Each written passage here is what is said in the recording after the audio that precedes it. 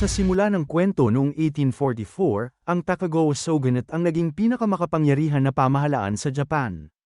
Ang shogun ay isang terminong Hapones na nangangahulugang general o commander-in-chief. Nang mapayapa pa ang pamahalaang Hapones, si Lord Matsudaira Narichugo na miyembro ng angka ng Akashi sa ilang kadahilanan ay gumawa ng walang awang kaguluhan matapos italaga bilang isang kandidato para sa Shogunate Council tulad ng pagpapahirap sa mga tao, pamumutol ng katawan, panggagahasa, at kahit na ang pagpatay sa mga maharlika at karaniwang tao. Sa kabila nito, ang mga karumal-dumal na gawa ni Narichugo ay protektado ng gobyerno at walang nang ahas na harapin siya dahil siya ang bunsong kapatid ng shogun. Dahil walang nang ahas na kumilos laban sa kanya, isang lalaki mula sa angka ng samurai Mamiya ang nagsagawa ng seppuku sa publiko bilang protesta laban sa pagiging miyembro ni Narichugo sa konseho. Ang seppuku na ito ay isang ritual na pagpapakamatay o marangal na kamatayan para sa isang samurai. Ang aksyon ay batay din sa kanyang pagkamuhi kay Narichugo sa pagpatay sa lahat ng miyembro ng kanyang pamilya. Pagkatapos ng seppuku, ang ministro ng hustisya ng shogun na si Sir Doita Shichura ay nagsagawa ng isang lihim na pagpupulong kasama ang konseho upang labanan si Narichugo. Inihayag niya na kung naging miyembro si Narichugo ng konseho ng shogunate, magkakaroon ng digmaang sibil sa pagitan ng shogunate at ng maraming mga pinunong sosyo-politikal. Ilang araw pagkatapos igiit ng shogunate na itaguyod si Narichugo, ipinatawag ni Sir Doi ang kanyang pinagkakatiwalaan na matandang samurai na mahilig mangisda na si Shamade Shinzaemon o mas kilala sa tawag na Shinza. Lihim na hiniling ni Sir Doi kay Shinza na patayin si Narichugo. Isinama rin ni Sir Doi ang kanyang kaibigan na nakasaksi sa kalupitan ni Narichugo na si Yuki Makino, siya ay isang socio-political ruler ng Iwari clan. Pagkatapos ay binanggit ni Makino kung gaano kalupit si Narichugo. Dahil noong isang taon nang naglalakbay si Narichugo patungong Edo ay huminto siya sa lungsod ng Shiso upang magpahinga. Habang naroroon ay nag-alok si Makino ng isang piging para kay Narichugo sa paraan ng pagpapapunta niya sa kanyang manugang upang ibigay sa kanya ang pinakamasarap na pagkain sa lungsod ng Kiso. Ngunit sa halip na tanggapin ang pagkain, ang manugang ni Makino ay ginahasa ni Narichugo. Pagkatapos ay nahuli ng anak ni Makino si Narichugo. Ngunit wala siyang magawa at sinubukan lamang na pakalmeyin ang kanyang asawa. Sa oras na yun ay biglang pinatay ni Narichugo ang anak ni Makino, habang ang asawa nito ay nagpakamatay dahil sa kahihiyan. Matapos malaman ang kwento mula kay Makino, ipinakita ni Sir Doi kay Shinza ang isang batang babae mula sa isang pamilyang magsasaka sa Akashi. Biktima ng kalupitan ni Narichugo ang dalagita, dahil pinutol niya ang magkabilang kamay at paa nito, pinutol ang kanyang dila, at pinatay ang pamilya nito. Sanay na ang babae na bigyang kasiyahan ang kanyang pagnanasa, ngunit nang mawala ng gana si Narichugo ay itinapon na lang niya ito. Nang makita ito, ang pagiging samurai ni Shinza ay nag-apoy sa galit at agad na sinabi na gusto niyang gumanti sa demonyong si Narichugo. Samantala sa kabilang banda, natagpuan ng tapat na tagasunod ni Narichugo na si Hanbei Kito ang kanyang amo na pinapatay ang pamilya ng Mamiya clan. Nakiusap si Hanbei kay Narichugo na hayaang mabuhay ang pamilya Mamiya. Ngunit hindi siya pinansin ni Narichugo at ipinagpatuloy ang pagpatay sa kanila. Matapos masaksihan ang kalupitan ng kanyang amo, nakatanggap si Hanbei ng balita na pinaplano ni Sir Doi na patayin si Narichugo.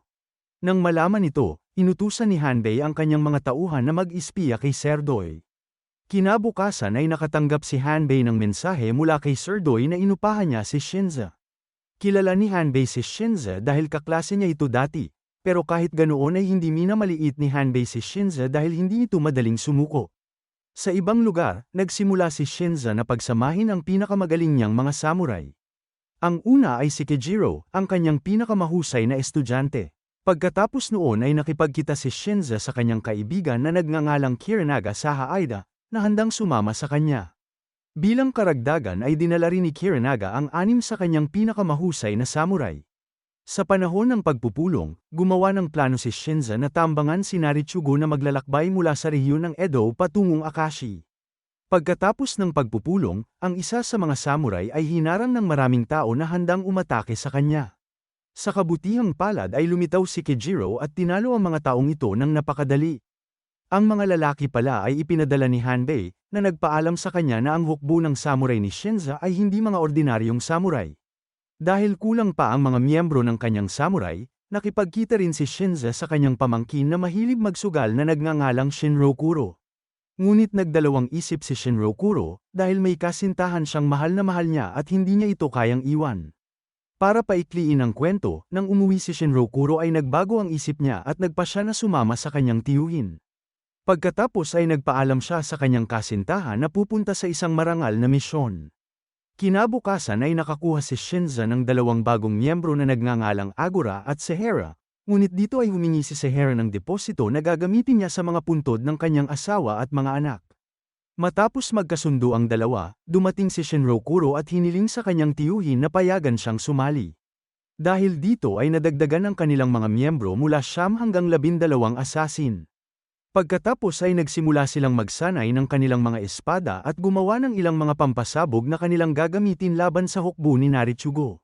Kinagabihan habang sila ay nagtitipon upang pag-usapan ang kanilang plano, biglang dumating si Hanbei at binalaan si Shinza sa matinding kahihinatnan na mangyayari sa kanya kapag sinubukan niyang patayin si Narichugo.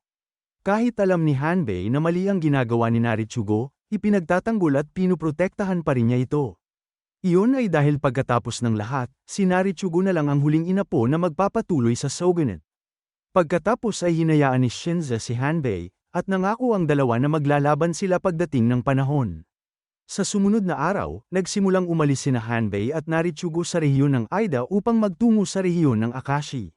Samantala, iniisip pa rin ni Shinza kung kailan siya aatake at pagkatapos makakuha ng paghahayag, tinawag ni Shinza ang kanyang 11 samurai at sinabi sa kanila na sasalakayin nila ang hukbo ni Nerisuba sa lungsod ng Ochiai. Pagkatapos ay sinabihan ni Shinza ang dalawa sa kanyang samurai na bumili ng iba't ibang uri ng kagamitan sa lungsod. Samantala, hiniling kay Makino na tumulong sa kanila. Nang handa na ang lahat, pinangunahan ni Shinza ang iba pa niyang mga kasama sa paglalakbay sa kanayunan sakay ng kabayo. Pagdating sa isang nayon, bigla silang hinarap ng isang grupo ng mga tao na nagdala sa kanila ng kaguluhan. Gayunpaman, ang labanan ay madaling naipanalo ng mga samurai at tila ang grupong ito ay ipinadala ni Hanbei upang subukan silang pigilan.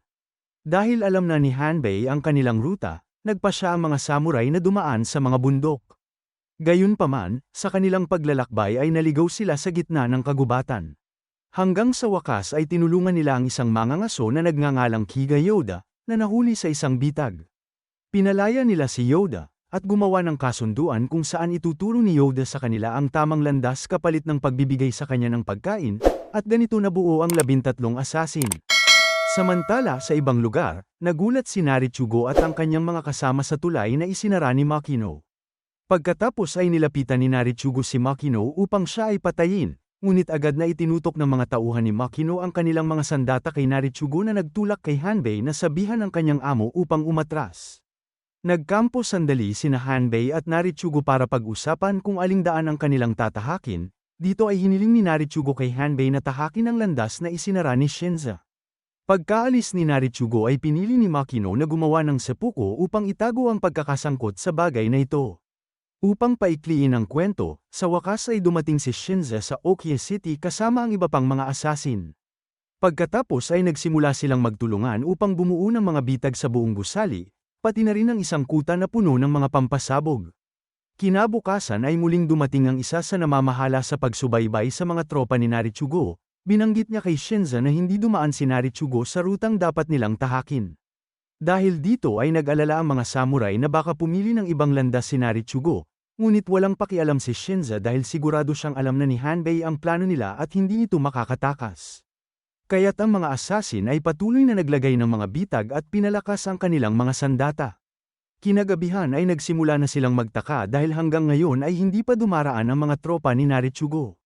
Nang lumiliwanag na, si Sehera na sumusubaybay ay tumakbo pabalik sa lungsod at ipinaalam sa kanyang mga kasama na ang hukbo ni Narichugo ay paparating na sa lugar na iyon. At hindi lang yon, ipinahayag din niya na ang hukbo ni Narichugo ay hindi lang 70 kundi 200. Bagamat nakahihigit sa kanila ang hukbo nito, hindi ito ikinatakot ni Shinza at kinumbinsi ang kanyang mga kasama na kakayanin nilang lumaban sa hukbo ni Narichugo. Nang magsimulang sumikat ang araw, sa wakas ay dumating sa lungsod si Narichugo at ang hukbo ni Hanbei. Si Hanbei at ang kanyang mga tropa ay nagsimulang maglakad patungo sa maliit na bayan, ngunit sa daan ay nakita niya ang mga residenteng tumatakbo patungo sa kagubatan at doon ay biglang nagsara ang isang kahoy na tarangkahan. Nang gusto na nilang bumalik, ang tulay na nag-uugnay sa lungsod ay pinasabog ng mga samurai. Dahil dito, si Narichugo at ang kanyang buong hukbo ay nakulong sa gitna ng lungsod. Matapos matagumpay na matrap ang kalaban, agad na inatake ng mga samurai ang mga tropa ni Narichugo gamit ang mga pampasabog, palaso, at espada, habang si Yoda na walang armas ay inatake ang mga kalaban gamit ang mga tirador at kahoy. Ang 13 assassin ay ginawa ito ng sunod-sunod na nagpabagsak ng maraming sundalo ni Narichugo. Dahil dito, si Narichugo at ang kanyang mga tauhan ay wala nang mapupuntahan. Kahit na nakahanap na sila ng masisilungan, ang lahat ng mga gusali ay punong-puno ng mga pampasabog. Pagkatapos ng pag-atake, may natitira na lamang na 130 sundalo ng kalaban na mas lalong nagpasabik kay Shinza na patayin ang iba. Pagkatapos ay pumunta sila sa baba at nagsimula ang labanan. Habang ang 13 assassin ay nakikipaglaban, patuloy na pinuprotektahan ni Hanbei si Narichugo mula sa pagkamatay. Di nagtagal ay nakita ng isa sa mga tropa ng kaaway ang isang labasan at dinala doon si Narichugo. Ngunit hindi pala ito isang tunay na labasan kundi isang bitag. Doon ay agad nilang nakaharap ang isang medyo nakatataas na assassin na si Kejiro, at sa maikling panahon ay nagawang patayin ni Kejiro ang karamihan sa mga sundalong pumoprotekta kay Narichugo. Nang si Kejiro ay naghahanda na sa pag-atake kay Narichugo, biglang lumitaw si Hanbei kasama ang iba pang mga sundalo dahilan para mapilitan si Kejiro na tumakas sa kabilang direksyon. Samantala, isa-isang namatay ang mga assassin sa labanan. Dahil sa napakaraming sangkot sa labanan ay napuno ng dugo ang lungsod at maraming namatay. At nang makita ang pangyayaring ito ay napangiti ang masamang nilalang na si Narichugo.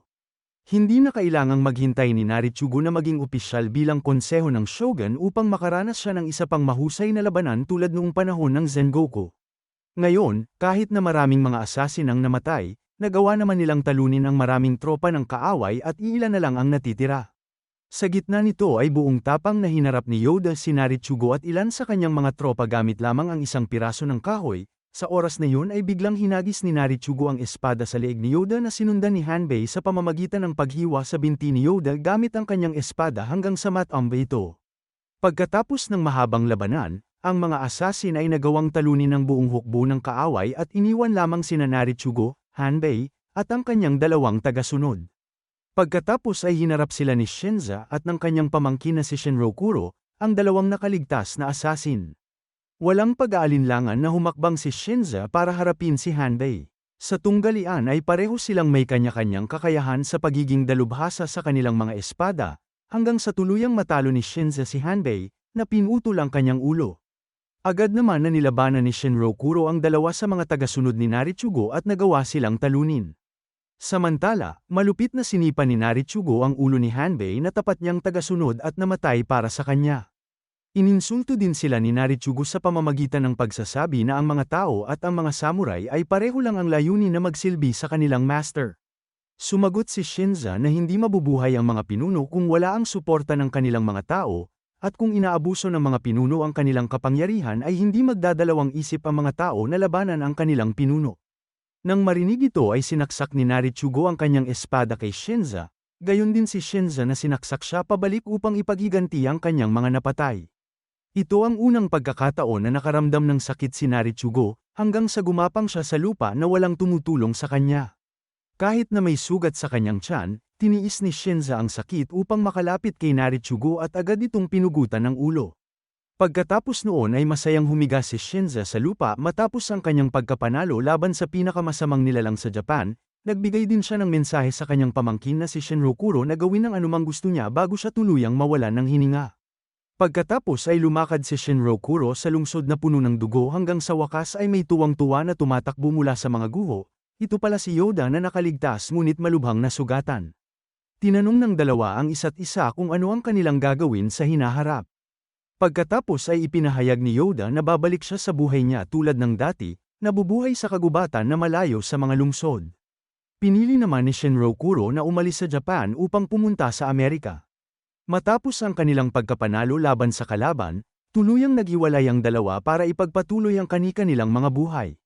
Ngunit ang sinasabi sa tala ay pinagtakpan ng shogunate ang tunay na nangyari, at nang maglaon ay inanunsyo ng gobyerno na namatay si Narichugo dahil sa sakit habang siya ay papunta sa Akashi. Pagkaraan ng 23 taon, ang Tokigo shogunate ay pinabagsak sa panahon ng Meiji Restoration at kasabay ng pagbabago ng panahon ay natapos ang pelikula. Dito na nagtatapos ang kwento, sana ay nagustuhan mo ito.